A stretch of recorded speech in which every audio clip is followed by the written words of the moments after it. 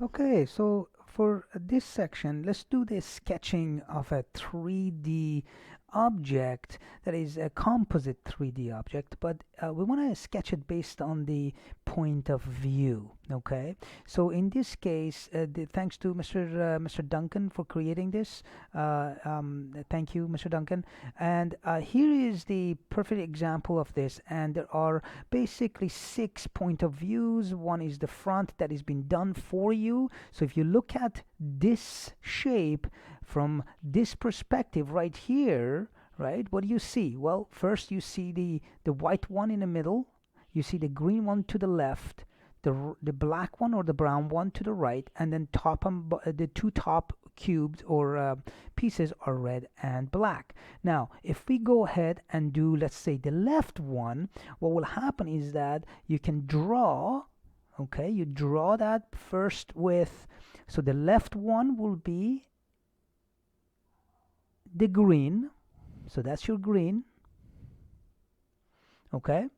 The right one is the white, so I'm not going to shade that, okay.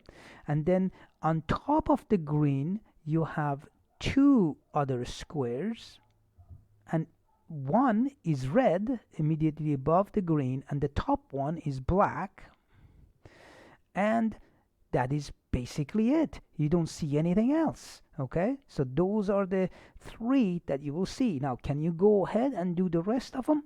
And that's what you have to do for any of the perspective. From the top you're gonna see 1, 2, 3, 4, 5 surfaces. Okay, from the back it would be pretty much the same as this one, but the only thing that you won't know is that you're assuming that the base right across both of them are white, and then so as the right side, and then that would be easy for you to do. Okay, so be aware of this, because you are asked at one point to be able to draw the perspective depending on what angle you're choosing, and then you need to draw that. Okay, basically it becomes almost like a net diagram, not quite, but just like that.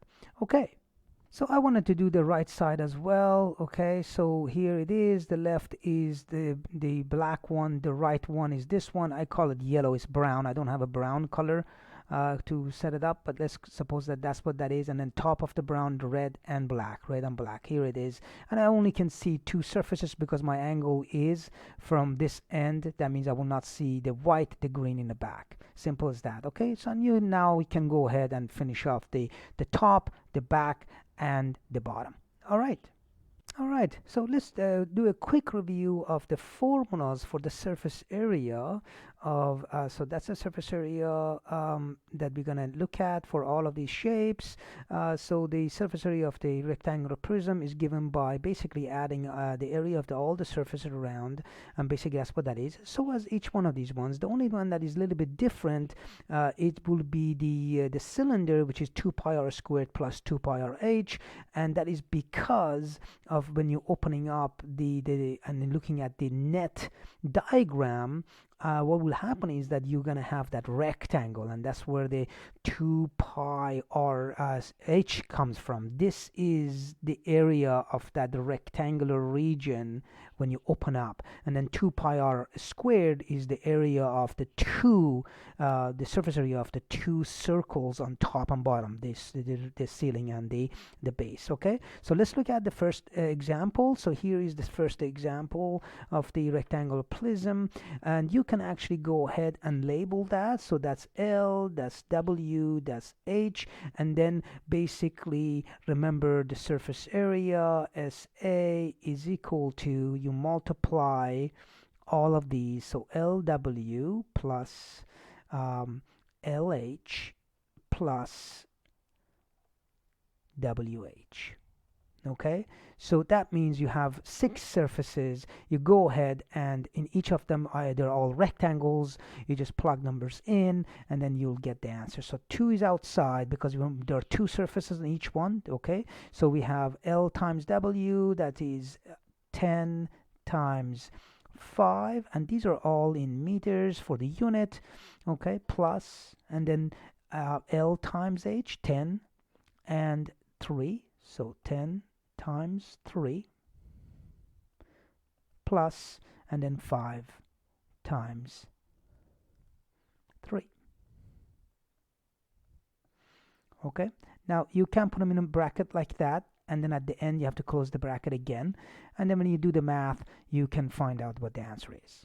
Okay, so and then remember BEDMAS, you got to deal with the bracket first. You get these numbers 50, 30, and 15, you add them all up, that becomes 190 meters squared. That is the surface area of this rectangular prism. I did not do the volume. Okay, let's not do the volume. Well, volume is the next lesson and the next video. Okay, I'm just going to focus on the surface area right now. Okay, so the area of this